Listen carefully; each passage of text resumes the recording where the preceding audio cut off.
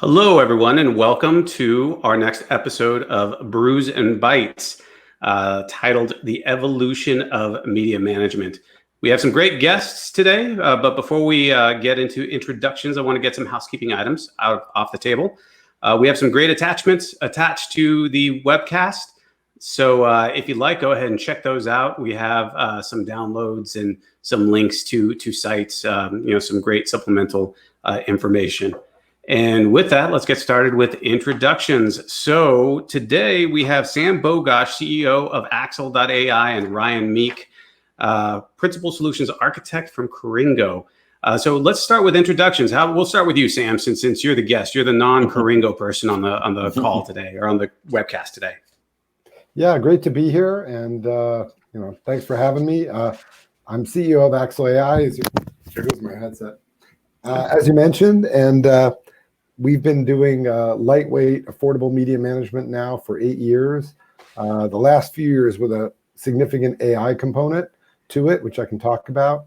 And before that, I was head of media management software at Avid, both the Interplay and then the Media Central product lines. So I got a fair amount of experience in the sort of high end of the business, the big broadcasters, NBC 30 Rocks, that kind of place. And then before that, many years in the photo and imaging industry doing similar things. So I've kind of been doing this a while. That being said, it is changing very, very rapidly, and I'm delighted to be here and talk about how that's happening. Great, yeah, we're looking forward to getting your opinions on a lot of what's going on in the market. And how about you, Ryan? Why don't you introduce yourself? Yeah, so I'm Ryan Meek. Happy to be here also. Principal Solutions Architect at Coringo. It's actually my second storage startup. The first one became Stored IQ and exited to IBM. So it wasn't my first time in the space, but this is the one that lasted. Been here over 10 years. Actually started as a developer, and now I'm more and more in the technical sales side of the house. So yeah, happy to be here and share in the conversation. As always, glad that you're here. I'm, of course, Adrian Herrera, the VP of Marketing and the host today. And it wouldn't be Brews and Bytes if we didn't tell people what we were drinking. So I'll go first. We'll go in reverse order, me, Ryan, then Sam. But I'm drinking my green tea in my Jack Skellington mug that I usually have. How about you, Ryan? This is the first afternoon cup of coffee. It's a very average cup of coffee. There's really nothing special about it. I anticipate it's the first of about 3. All right. Well, I'm kind of a lightweight here. I do have the obligatory mug, but in fact, all that's in it is orange Pellegrino, and it's not a commercial plug. It just happens to be what I have it. So no caffeine for me, but I'm naturally caffeinated, so hopefully I can maintain my energy level into the evening. I'm on the East Coast, but I tend to work like East Coast and West Coast hours. So my family's used to seeing me at around 8:30 or something. Right? Yeah, I emerged from the den. Yeah, I guess we're all working all hours at these days now, right? I mean, and that's a good actually segue to what we're talking about today. We're talking about evolution of media management, but Sam, you've been in the industry for a really long time. I mean, if you can just point to a few things, like how have things changed? I mean, I'd like to say like 10 years ago, but how have things changed just from a year ago to what you're seeing today? Absolutely. Yeah, later we can talk about the 10-year thing. It's actually been really dramatic, the pace of change, and it's noticeable in certain ways, like the way people use the tools and kind of how they view the whole topic. But clearly, in the last 3 months, because of COVID, there's been this tremendous acceleration of people realizing that they have to rethink the way they work. And media management is kind of the tail on the dog. This is a much bigger question.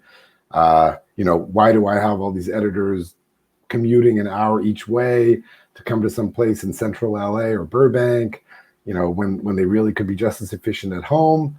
If they are going to be working from home, how are they going to get access to the material? Because no one's there to hand them the hard drive. you would be amazed at how many shops still operate on, what was called SneakerNet, still called SneakerNet. Mm-hmm. We were just talking to one yesterday, and they kind of opened this cabinet. They said, "This is our archive." And it was just shelves and shelves of loose hard drives, in little tiny little rows with, some RAID arrays stuffed in there. And it was just a hodgepodge. But this never stops year after year. And you think, wow, next year is going to be the year it's all in the cloud. It doesn't work like that. It's a very incremental process. And maybe there's a local copy and a cloud copy, or maybe there's a file system copy and an object store copy. But people have been taking this very, very slowly. And then with COVID, suddenly it's like, boom, you have to work from home. Your whole interface is basically your screen and your browser, and deal with it. Maybe you can get a FedEx once in a while with a hard drive, but the old ways are no longer going to work. And that's been a big wake-up call, not only for the big studios, but also for the small and mid-sized shops that we typically work with. We're just seeing some amazing levels of change and activity, I would say. So, I mean, how are they dealing with this? Is it just this like wholesale, we're going to shift everything to these new accessible technologies, or are there steps that they're taking to get there? And Ryan, I think you could probably add to this too. Well, I mean, the steps that I've seen most recently are just like Sam was saying.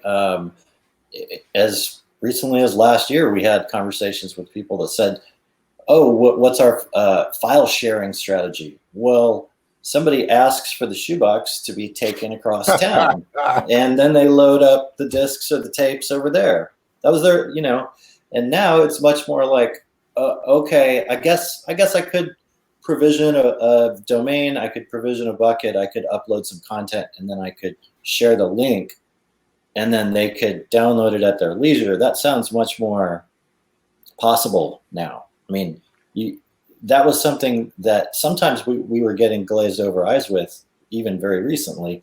And now people say, they nod their head just like Sam is. It's like, yes, okay, that makes sense. We have to do that. Let's talk about how we make that happen. Yeah, Sam, do you have anything? Yeah. Yeah. So to that exact point, like when this was theoretical, it was like, yeah, someday. I mean, in LA, you hear talk about natural disasters, like what would happen if there was a really big earthquake, or close the 405 once, It could happen, but, there was next week's deadline and people were just doing what they were doing. And I think the same is true in most places where post-production has its own energy and momentum and deadlines. And if they have a way of getting things done, even if it may look a little old school, they're going to keep using those. So that's where this has just been like this giant breach where they're like, okay, clearly I'm not going to do that anymore. And it's not short term, right? Like in March, people were saying, well, after a few weeks of lockdown, we'll be back in new normal and whatever. And here we are in July. Obviously, it's taken longer than anyone had expected, and it's still going to take longer. But at this point, enough people have been working from home for long enough, and now we're going into the summer.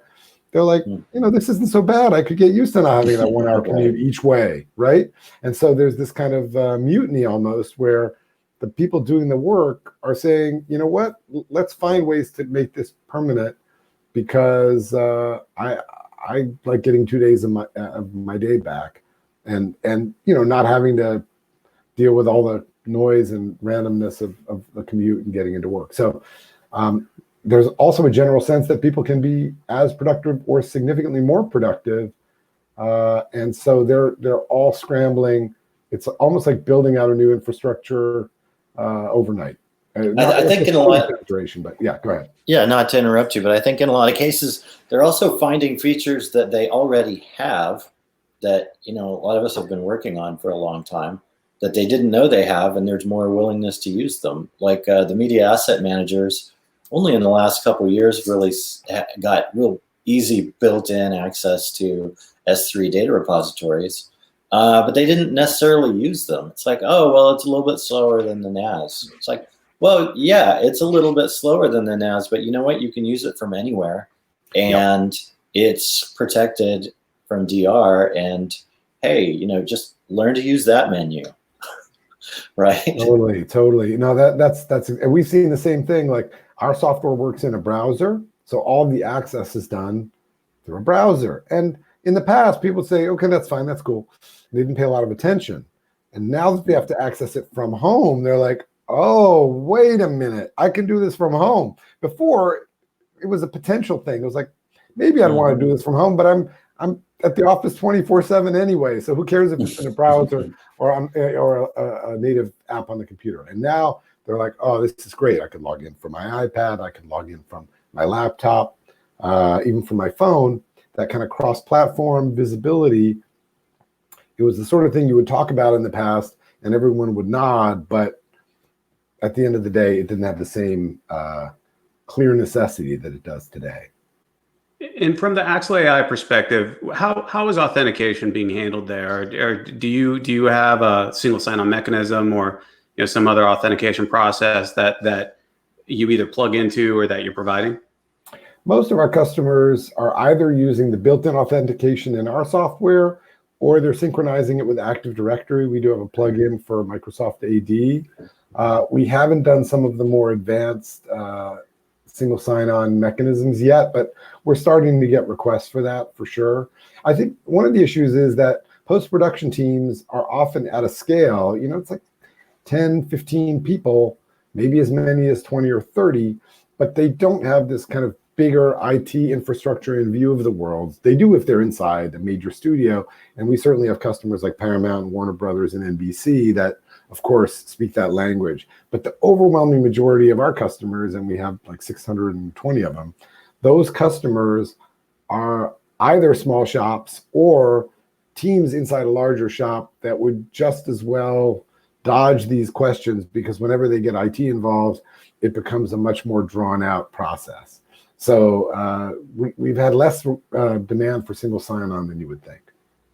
Yeah, I mean, the reason I ask, we're hearing some complaints about just VPN and being able to handle that from remote locations, and that always seems to be the issue with remote teams and non-technical remote teams. Yeah. For the average person, setting up a VPN isn't all that intuitive or easy.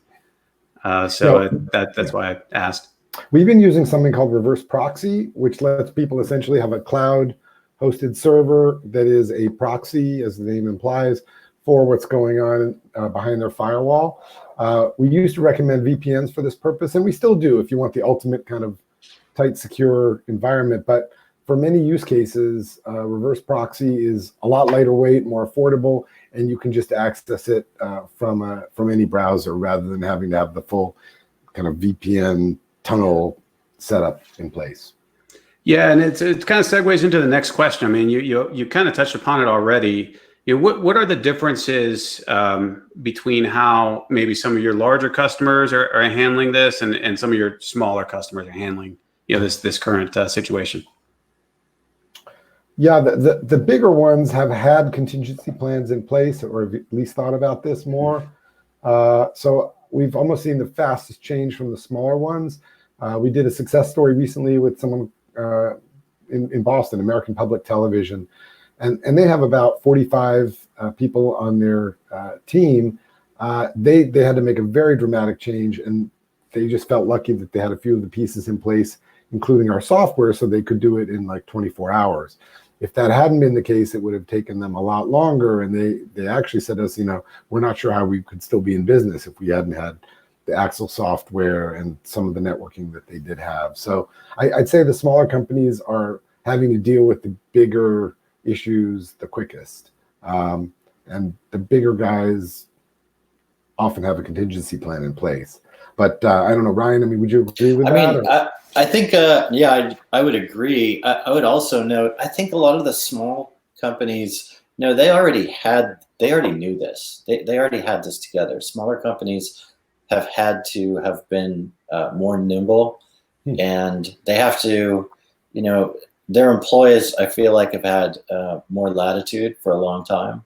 Oh, that's true. Yep. And so this wasn't as impactful to their processes, whereas some of our larger customers, their employees weren't really allowed to work from home. So this has been sort of a huge change to their workflows, and we're We are getting involved with requests, not only to run storage environments and sort of get more for less labor, which actually is great because, humble brag, some people's systems can run without being touched for 2 years.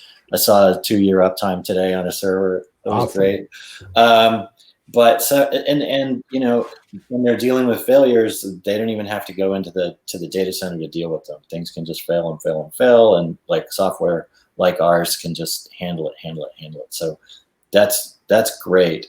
But like in the larger organizations, they're having to redo all of their workflows now. So I don't know. I almost feel like small companies were already in the right place, and big companies are having to deal with the real workflow changes. Of course, the big companies have the money to do it and don't have to wait on funds, and generally have a different planning and time horizon behind them. So it is two different worlds though, because I almost see small companies and big companies, but not that many mid-sized companies. Interesting. Yeah. So, I mean, are there any workflows that can't be done remotely? I mean, have you come across that, Sam, in working with organizations? Well, I would say some of the, heavier high-end VR workflows.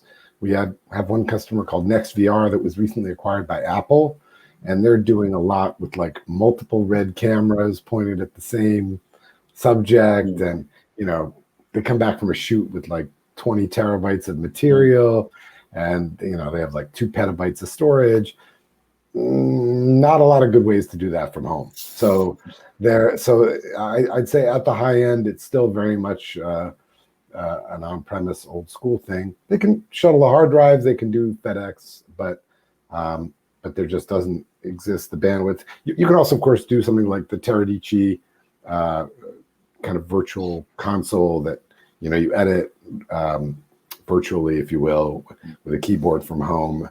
It's a little like the old Citrix model, but applied to video editing, and that's been pretty good for folks. But it is laggier and less productive overall than having it right on your computer. So that's where we've seen the gap. And I mean, I would just say, obviously things like militaries and 3-letter agencies, and they're just right. They're not going anywhere. It's impossible. Yeah. Yep. The ones that we're not even allowed to see what they're doing with the software, right? The air gap deployments. So, I mean, where do you see this going for both of you? I mean, what's here to stay? What's going to go back to normal? I mean, arguably, depending on whose time frame you're looking at, I think we're going to be in this scenario anywhere between 6 to 18 months. But let's say 18 months from now, what is everything going to look like from a remote working and remote access perspective?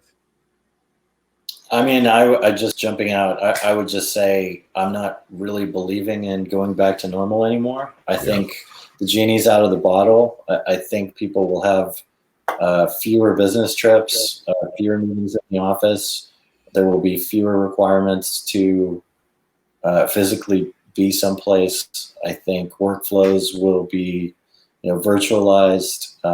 They'll be separated from location, and I think the only ones that'll sort of quote be back to normal may be just things like hospitals and government agencies. I mean, I just don't see it all going back to the same way. Now, maybe movie studios, they might go back 90%, or they might go back 75%, but what they've done and the work that they've done will remain in place. It'll be hard to unsee it. Yeah, I have to agree. I don't really think we know what the new normal looks like, except that it's going to be pretty different from the old one. Obviously, widespread availability of like a vaccine would help a lot. And then you can kind of say, okay, maybe everybody's back in business a year from now or something. But the rules will have shifted, and if nothing else, I think people have realized they don't have to travel this much. They don't, they can work from home. Personally, I can just say I used to be like the road warrior, different city every day some weeks, and I love doing that, but I don't miss it. And so I'm certainly for my part, I can't see going back to the old way. And I think just in terms of commute time and wasted time and energy in transit, it's also just better for the environment, right? I mean, just think of all the CO2 that isn't getting released in the atmosphere from all those traffic jams and 787s and other contraptions we used to get around. So yeah, I don't see it going back to what it was. Yeah, and so I mean, from that perspective, from a workflow perspective, I mean, is there something that is able to be done now, or because of this, that wasn't able to be done before? Yeah, so I can speak to that. I think the minute people started to focus on this, again, it's only been a few months, there are some key things that became clear. One is that if you're using Premiere, in particular, that seems to be the main creative tool out there. There's also a fair amount of Avid and a fair amount of Final Cut and DaVinci Resolve. But I would say 2/3 of our customers are using Premiere, and fortunately for them, Adobe has some very nice high-res, low-res relink workflows. So you can actually work in our software. We create a low-res proxy that you can view in your browser from home. You can pull it into your editor. You can get stuff done, and then only go to the high-res for kind of the final render. Those are workflows that used to exist in Avid, for instance, and this goes to your question about 10 years ago. 10, 15 years ago, those were a big deal in Avid. And then they kind of fell into disuse, mostly because people had enough storage and they had enough bandwidth to the storage. They didn't have to be quite so fancy about that. So they're like, I'll just work straight off the high-res. Again, fine if you're right there directly connected. The minute you have to start thinking about distributed workflows, not so great. And the other thing that's really changing is AI is making it possible to analyze and transcribe everything that you do. So you might have thousands of hours of footage. You can now get automatic transcription for that in our software and basically search through that, which means you don't have to hire interns to do it. You don't have to go scrubbing through all of it yourself by hand. So the fact that you can do that, again, relies on having those low-res proxies or previews of all the assets. And so you build this bigger picture. It's like, okay, I can do it in my browser. I can access low-res versions of the stuff that I have. I can have it automatically transcribed and even indexed in terms of who's in what frame. And then suddenly editing becomes a much less manual and inefficient process because A, I can do it from home. B, I can work on low reses and relink to high reses later. And C, I have all this intelligence backing me up that wasn't available when it was brute force. And you take those three things, it's a very different process and hopefully much better for it. And that's kind of how we see the landscape changing there. Yeah. How about you, Ryan? Same question to you as far as stuff that is now possible. I would say it's more that it's been possible. I mean, we started in 2005 essentially saying, well, what if your storage system was the internet? And now everyone needs it more than ever. The internet routes around problems. It routes around disasters. It's the mechanism that separates content from location. Services have been separated so they could be discoverable in our system since the beginning. So, and things like partial file restore matter. Like someone in our system looking at a browser, looking at a video that's gigabytes in size can just say, oh, I just like this little place. They don't have to download it and then re-upload it. They can just segment it and it'll be created on the browser, on the server side. So, there's a lot of things that already existed that people are finding from the storage system itself to features like that. So I think, those features don't happen overnight. We've been building them for years. Yeah, it's interesting. I mean, when Sam mentioned the hard drive, it just kind of something switched in my head. It's like, oh, okay, well, now the limiting factor, gating factor, as we've always known, Ryan, at Coringo, is the network, is the bandwidth, right? Yeah. And it seems to be the case here again, securing the bandwidth and just having enough, bandwidth in general. If anyone has any questions, go ahead and feel free to ask them now. We're coming to the end of our 30 minutes here. It went by really fast. But let's say, if someone for some reason has taken the last 4 months off, Sam, and is just now getting back to work, and they're like, oh crap, what do I do? How do I get started taking all these processes that were manual and based upon SneakerNet and start shifting them to remote? Like, what would you tell them? Where would they start, or where should they start? Good question. I think the first question is, where have you got your material today? Is it well organized and at least on a series of hard drives or on a storage system of some kind? And then, kind of work your way out from there and then in from the users that need to access it. If it's just one person, maybe the smart thing is just to FedEx them everything and have a cloud archive of it and call it a day. But that's very rarely the case the way post-production happens today. So almost always, whether it's a sports team, a government agency, a corporate video department, university, we have all these customers across these segments, and it's almost never one person. It's usually somewhere between 5 and 30 people. And again, they can't all be in one place anymore. So just look at that and kind of follow the data, make sure everybody has decent connectivity, and then think through your storage architecture so that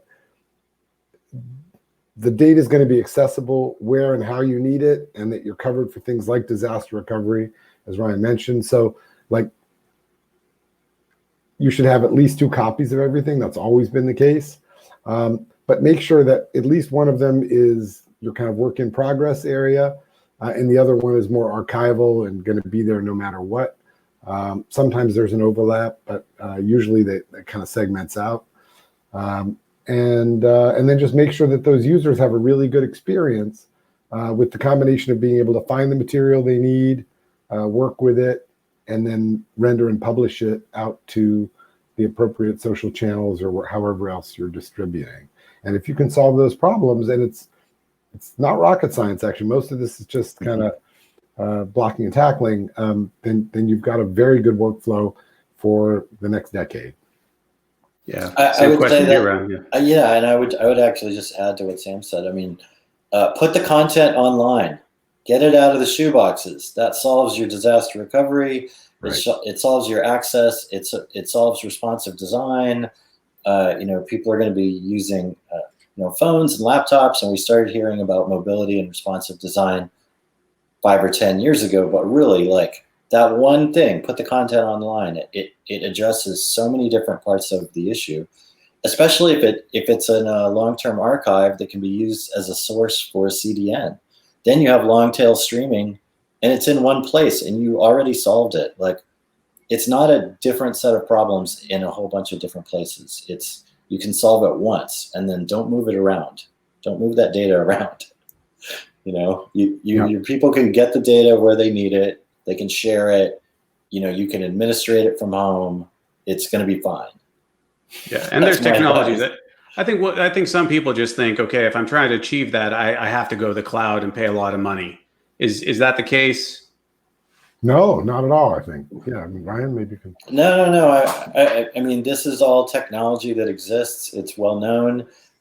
In many cases, it's available, openly. It doesn't have to be a private system. People can do it themselves. There's, the barriers to entry are low, I would just say. Yeah, I agree. And there's a lot of sort of mumbo jumbo with the cloud providers where they're like, oh, this is extra super duper great. And, we're going to triple bill you for everything. We have ingress fees. We have egress fees. We got all these fees. And it's just like, wait a minute. It's just storage. I'm just putting stuff there. And once you realize that and kind of,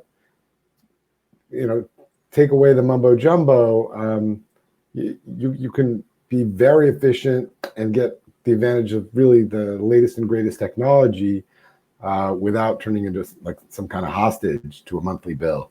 Yeah, it's not ivory tower stuff, and I'm sure my contact information will be associated with this. Anyone, please reach out. If that answer was insufficient or a little too vague, like, we'd be happy to work through it with you. It doesn't even have to be about our stuff. We can tell you what we know about the content online and the technology, and point you in the right direction. Yeah, actually, I would add the same thing for us. And we're a 19-person company, but we're very consultative. We give out our phone numbers, and I'm just Sam at Axle.ai, nothing fancy.